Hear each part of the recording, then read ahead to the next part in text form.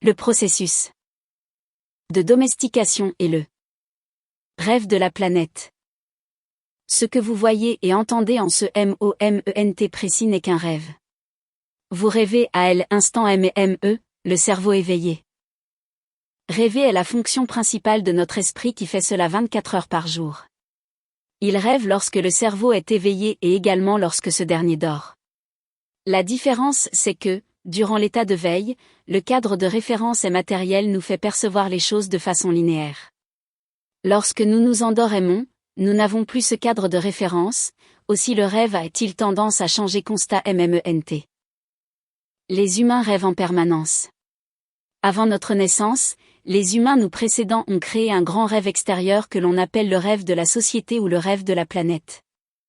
Le rêve de la planète est le rêve collectif résultant des milliards de rêves personnels plus petits qui, ensemble, forment le rêve d'une famille, le rêve d'une communauté, le rêve d'une ville, le rêve d'un pays, et finalement le rêve de toute l'humanité. Le rêve de la planète comprend toutes les règles de la société, ses croyances, ses lois, ses religions, ses différentes cultures et modes de vie, ses gouvernements, ses écoles, ses événements sociaux, et ses jours fériés. Nous naissons avec la capacité d'apprendre comment rêver, et les humains qui nous précèdent nous apprennent à le faire de la façon dont rêve la société. Le rêve de la planète a tellement de règles que lorsqu'un nouvel être humain naît, on capte son attention et on introduit ces règles dans son esprit. Le rêve de la planète se sert de papa et maman, des écoles et de la religion pour nous enseigner comment rêver. L'attention a la capacité à être sélectif et à se concentrer exclusivement sur ce que l'on veut percevoir. Nous sommes est capable de percevoir des millions de choses simultanément, mais en utilisant notre attention, nous pouvons maintenir ce que nous voulons au premier plan de notre conscience.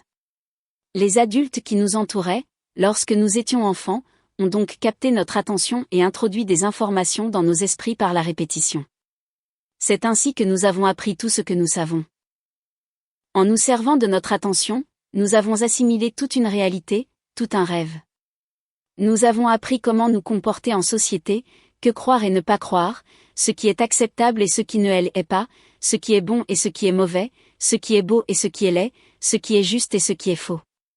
Tout était déjà là, toute cette connaissance, toutes ces règles, tous ces concepts concernant la façon de se comporter dans le monde existaient avant notre naissance.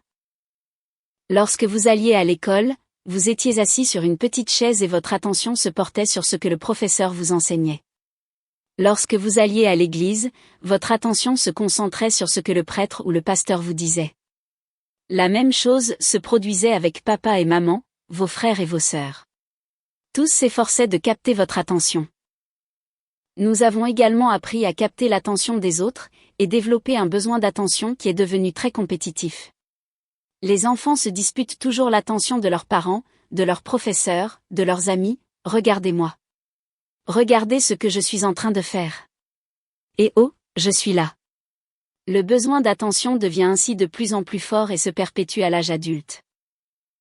Le rêve de la planète capte notre attention et nous enseigne ce que l'on doit croire, à commencer par la langue que nous parlons. Le langage est le code de compréhension et de communication entre êtres humains. Chaque lettre, chaque mot de chaque langue représente un point sur lequel on s'est mis d'accord. On dit que ceci est une page dans un livre, le mot page est un terme sur lequel on s'est mis d'accord. Une fois que l'on comprend le code, l'attention est captée et il y a transfert d'énergie d'une personne à l'autre. Vous n'avez pas choisi de parler français. Vous n'avez pas choisi votre religion ni vos valeurs morales, elles étaient déjà là avant que vous ne soyez nés. Nous n'avons jamais eu l'occasion de choisir ce que nous croyons ou non. Nous n'avons pas choisi la plus infime des choses à laquelle nous avons donné notre accord. Nous n'avons même pas choisi notre nom. Enfant, nous n'avons pas eu la possibilité de choisir nos croyances, mais nous avons donné notre accord à l'information qui nous était transmise sur le rêve de la planète. La seule façon de conserver de l'information, c'est d'être d'accord avec elle. Le rêve de la planète peut capter notre attention, mais si nous ne sommes pas d'accord, nous ne retenons pas cette information. Du moment que nous sommes d'accord, nous croyons, c'est ce que l'on appelle la foi. Avoir la foi signifie croire sans condition. Voilà comment on apprend quand on est enfant. Nous croyons tout ce que les adultes nous disent. Nous sommes d'accord avec eux, et notre foi est si forte que le système de croyance contrôle tout le rêve de notre vie. Nous n'avons pas choisi ces croyances, et nous pouvons même nous rebeller contre elles, mais nous ne sommes pas assez forts pour réussir cette rébellion. Il en résulte une soumission aux croyances, avec notre accord. J'appelle cela le processus de domestication des humains. Grâce à cette domestication, on apprend comment vivre et comment rêver.